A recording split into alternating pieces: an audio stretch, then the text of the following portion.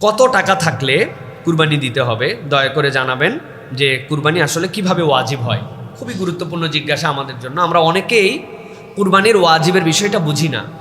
জাকাত যেই নেশাবে আপনার জন্য 1 বছর থাকলে জাকাত ফরজ হয়, ওই সাহেবে নেশাব যদি আপনি কুরবানির 3 দিনের মধ্যে হন, তাহলে আপনার জন্য কুরবানি করা ওয়াজিব হয়ে যাবে। আরও সহজ করে বলি, আপনার কাছে যদি 52.5 তোলা রূপা অথবা কিছু রূপা, কিছু সোনা, কিছু টাকা, ব্যাংকের কিছু জামানত, কিছু আপনার পার্সিয়ালি, এইগুলা সব মিলায়ে অ্যারাউন্ডিং আপনার কাছে যদি 2 লক্ষের কাছাকাছি, 1,85,000 বা কম বেশি এরকম টাকা যদি আপনার কাছে থাকে, সেটা বছরব্যাপী আপনাকে পার হতে হবে না, কিন্তু আপনার আয় আছে। এটা কুরবানির এই 3 দিনে যদি আপনার কাছে মনে হয় যে এই পরিমাণ টাকা বছরের কোনো সময় আপনার কাছে ছিল বা আপনার এখনও আছে, যদিও আপনার হয়তো এটা খরচ হয়ে যাবে, চলে যাবে, এটার জন্য আপনাকে জাকাত দিতে হবে না, কিন্তু এইটুক থাকলে আপনার জন্য কুরবানি করা আল্লাহর জন্য ওয়াজিব অথবা সুন্নতে মুআক্কাদা আমরা বলি। এটার মূল সমস্যাটা হচ্ছে ছেলেদের জন্য না। ছেলেরা অনেক সময় নফল হিসাবেও টাকা পয়সা কম থাকলেও কুরবানি দিয়ে দেয়, কিন্তু আপনার ওয়াইফ 3-4 ভরি সোনার মালিক, হয়তো জাকাত ফরজ হয় নাই, তার নামে একটা ফিক্সড ডিপোজিট করা আছে, কিছু টাকা পয়সা আছে, হ্যাঁ, তার বাড়ির থেকে, ভাড়ার থেকে, বিভিন্ন জায়গার থেকে তার কামাই আছে। চিন্তা করছে ছেলে মানুষ, আমার জন্য কুরবানি ফরজ হয়, বইয়ের জন্য তো কুরবানি ফরজ হয় না, ছেলেটা দিলে তো বইটা হয়ে যায়, তাই তো না? না, অতএব যার এই কামাই আছে তার জন্য কুরবানি আপনাকে দিতে হবে। এটা হচ্ছে সহজ মাসালা। সুতরাং আমরা বলবো, সাহেবে নিসাব যদি কুরবানির 3 দিনের সমান সময়ের মধ্যে হয়, এই পরিমাণ টাকা তার কাছে থাকলে আল্লাহর জন্য একটা কুরবানি করা তার জন্য ওয়াজিব। আশা করি আপনার উত্তর পেয়েছেন। আরেকজন প্রশ্ন করেছেন যে কুরবানির গোশত 3 ভাগ করা কি জরুরি? সাথে জানতে চাই কুরবানির গোশত কতদিন পর্যন্ত রেখে খাওয়া যায়।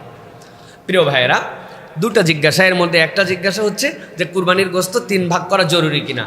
প্রিয় ভাইয়েরা, কুরবানির গোশত যে 3 ভাগ করা হয়, এটা একটা উত্তম পদ্ধতি আমাদের জন্য। হ্যাঁ, উত্তম পদ্ধতি এই জন্য যে ইসলামের যাবতীয় ইবাদত এইগুলা ভোগের জন্য নয়, ত্যাগের জন্য। আপনি যা দেখবেন ইসলামের, আপনি ঈদে যাচ্ছেন, আপনার ফিতরা আদায় করে যান। আল্লাহ নবী বলছেন ফিতরা ঈদের পরে দিলে তোমার সাদাকা হবে না, ফিতরাই হবে না। তার মানে কি, ও যেন খুশিতে শরীক হতে পারে, আমি একাই খুশি হব না। কুরবানি আমার ভোগের জন্য নাই, আল্লাহর বলবেন একমাত্র জিনিস। সুবহানাল্লাহ, আপনি আল্লাহর জন্য জবে করার পর এটা বাকি আর কোনোটাই থাকে না, দিয়ে দিতে হয় একমাত্র এইটা। আল্লাহ বলছেন আবার তুমি মালিক, তুমি খাও। সুবহানাল্লাহ বিহামদি। আর কোনো কিছু নাই, আপনি একটা সাদাকা দিছেন, আপনি ওটা খেতে পারবেন? আপনি হ্যাঁ, আপনি জবাই করে ওটা আপনার অংশের মধ্যে নেই, এটা ইতিম মিসকিনের হয়েছে, অথচ এইটা আপনি আল্লাহর নামে করে আবার আপনি আল্লাহকে ঘোষণা দিয়েছেন আল্লাহুম্মা লাকা ওয়া মিনকা, আল্লাহ তোমার পক্ষ থেকে নিয়ে তোমার জন্য দিলাম। আল্লাহ বলছেন এটা তোমাকে দিয়ে দিলাম ভোগের জন্য। কিন্তু এর মানে এইটা নয় যে এটাকে এক্স্যাক্ট 3 ভাগেই করতে হবে, না করলে কুরবানি হবে না, বিষয়টা এরকম নয়। বরং আপনার নেসেসিটি আছে, আমার পরিবার বড়, হ্যাঁ, আমি নিজেই দেখা যাচ্ছে যে যেটুকু অংশ পেয়েছি এটাতে আমি দিয়ে দিলাম, আমার পরিবারের কাছে সেটা ফুলফিল হবে না, আপনি পুরোটা খেয়ে ফেলতে পারেন। আপনাকে আল্লাহ যথেষ্ট দিয়েছে, আপনি পুরোটা দান করে দিতে পারেন, এটা আপনার ব্যাপার।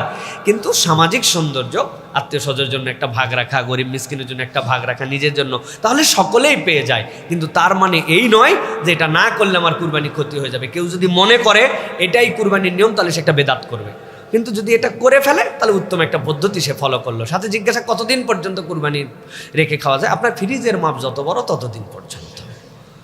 বড় ফ্রিজ হলে আপনি এই বলতেছেন এই কুরবানি চলে আসলো, বাইর করো গত বছর কুরবানিগুলো, ফ্রিজ পরিষ্কার করো, আবার কুরবানি দেওয়া লাগবে, এরকম মেন্টালিটি যদি হয়, ইটস ভেরি ব্যাড প্র্যাকটিস। কিন্তু এটার জন্য কোনো হদ নাই যে এতদিন পর্যন্ত খেতে পারবেন না আপনি কুরবানির। কিন্তু কুরবানির পশু দিয়ে একদম রেখে দিলাম, পুরো বছরের খাবার জোগাড়, এই মেন্টালিটির মানুষ নাই বললেই চলে। কিন্তু আমাদেরকে তারপরে ভুল করে মনে করেন কুরবানির একটা প্যাকেট কারো কাছে রয়ে গেছে, হয় না এরকম? এখন ওটা ফ্রিজতে বাইর করেছে, আল্লাহ আই তো খাবার তো কুরবানির মাস চলে আসে, তার মধ্যে খাওয়া জায়েজ নাই। বিষয়টা এরকম নয়। সংরক্ষণ করতে পারবেন, খেতে পারবেন, কিন্তু এটা লিমিটের মধ্যে রাখতে হবে। আল্লাহ আমাদেরকে বোঝার তৌফিক দান করেন। একজন জিজ্ঞাসা করেছেন যে কুরবানির গোশত দিয়ে কি বিয়ের আয়োজন করা যাবে? প্রিয় ভাইয়েরা, এই জিজ্ঞাসাটা আপেক্ষিক।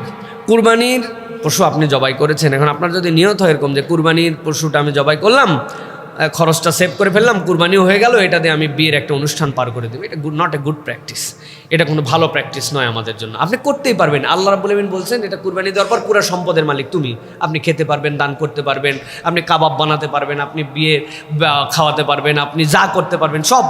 কিন্তু নিয়তটা আপনার কীরকম? আপনার নিয়তটা যদি হয় যে কুরবানির গোশত দিয়ে আমি বিয়ে পার করব, এটা তাহলে ভালো নিয়ত হলো না।